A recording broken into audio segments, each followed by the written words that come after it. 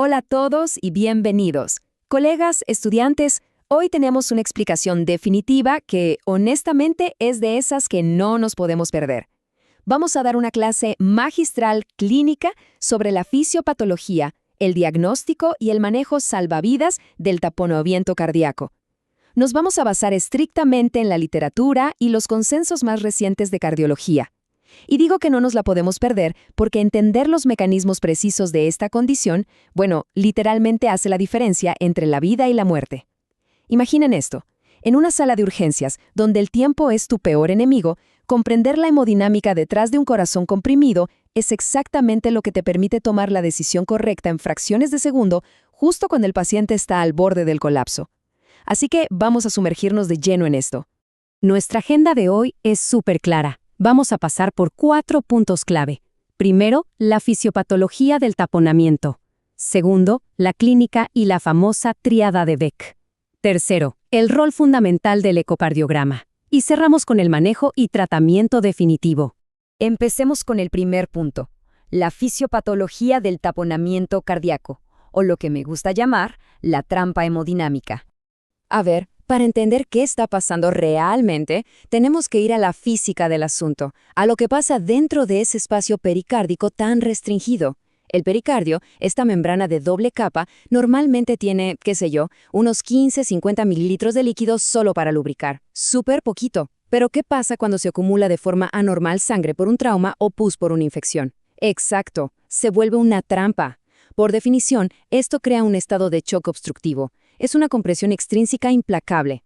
Piénsenlo así, el espacio es limitado, y si el líquido lo ocupa, pues el corazón simplemente no tiene hacia dónde expandirse. Esta presión aplastante hace que la precarga ventricular caiga al suelo. Y claro, si no hay llenado diastólico, el volumen sistólico se desploma, y el gasto cardíaco, llega a niveles que son totalmente incompatibles con la vida. Si no intervenimos, esto nos lleva directo a la hipoperfusión sistémica y al paro cardíaco. Ahora, hay un concepto crucial aquí. El paradigma de volumen versus tiempo. La gravedad del asunto no depende solo de la cantidad absoluta de líquido, sino de qué tan rápido se acumula. Y esto tiene todo que ver con la distensibilidad del pericardio. Imaginen que entran apenas 150 o 200 mililitros de golpe, digamos tras un trauma de tórax o una ruptura ventricular. La presión se dispara. El pericardio fibroso no tiene tiempo de estirarse y ¡puf! Choque inmediato y fulminante. Pero, del otro lado, si la acumulación es crónica, por ejemplo en derrames por cáncer o uremia, el saco pericárdico se va remodelando lentamente.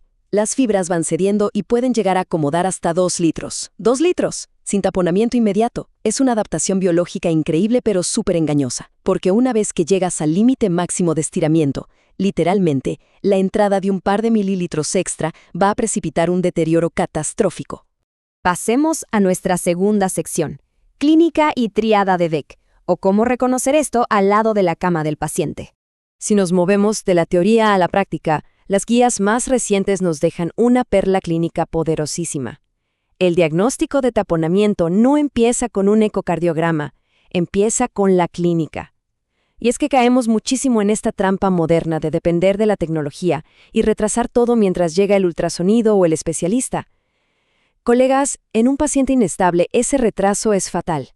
La sospecha siempre tiene que nacer ahí, tocando al paciente, observándolo, de nuestro juicio clínico. El ultrasonido nos va a confirmar las cosas, por supuesto, pero la decisión de prepararnos para una emergencia absoluta nace puramente de nuestra semiología. Entonces, al lado de la cama, ¿qué buscamos exactamente?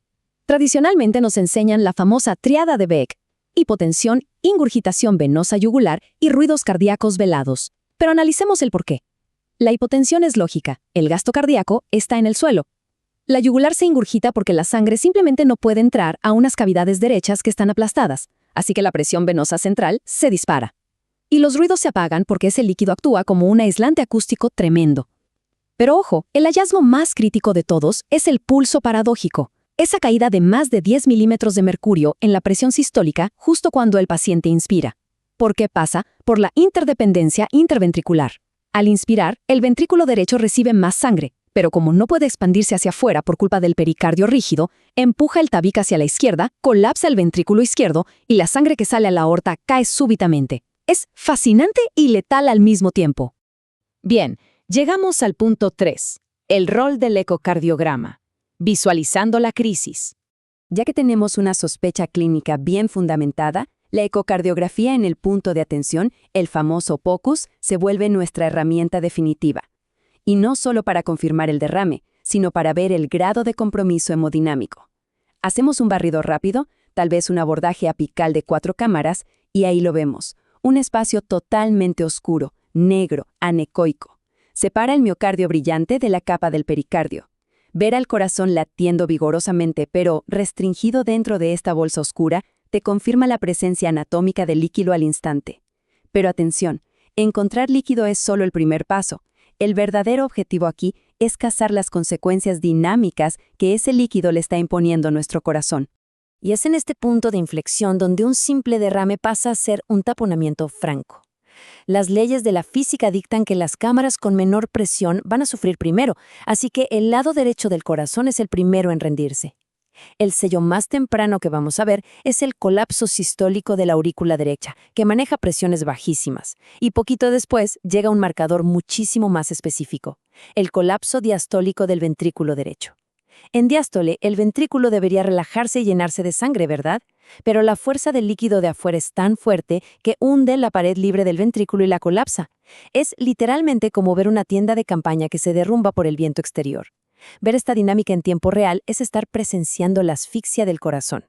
Además de ver la estructura, el ultrasonido nos da datos funcionales invaluables con el Doppler.